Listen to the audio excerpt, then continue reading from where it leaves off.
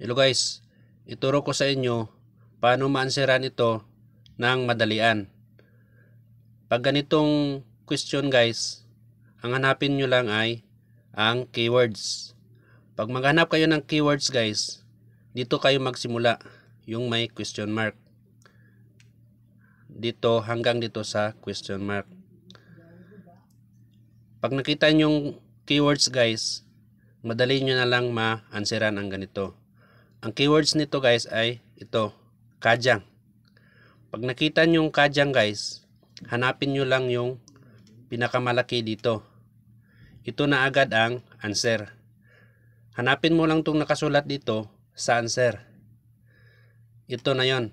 Number 3. Yuhingol kanungot. Ito. Ito na agad yung answer nyo guys. Para maintindihan nyo guys, ipaliwanag ko ang nakasulat dito. Ang nakasulat dito, ano daw ang pinakagusto ng mga office workers and weekend. Hanapin mo lang dito guys yung pinakamalaki. Ito guys, ang ibig sabihin nito, chibiso sinungot. Resting at home. Ito guys, shida. Ito guys, galing sa yung dictionary form na shida. Chibi, chip ay bahay. Resting at home. Ito naman guys, undungol hanungot. Doing exercise.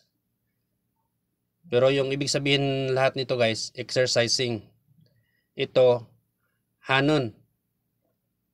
Galing sa hada. Hada yung dictionary form. Undong is exercise. Yung sa akin guys, nung ako pa nag-aaral, ang hinahanap ko lang dito guys, ito, mga ganito, ha. Tapos undong, yung mga particles hindi ko na yan masyadong tinitingnan. Kasi binabalikan ko lang yung mga dictionary form.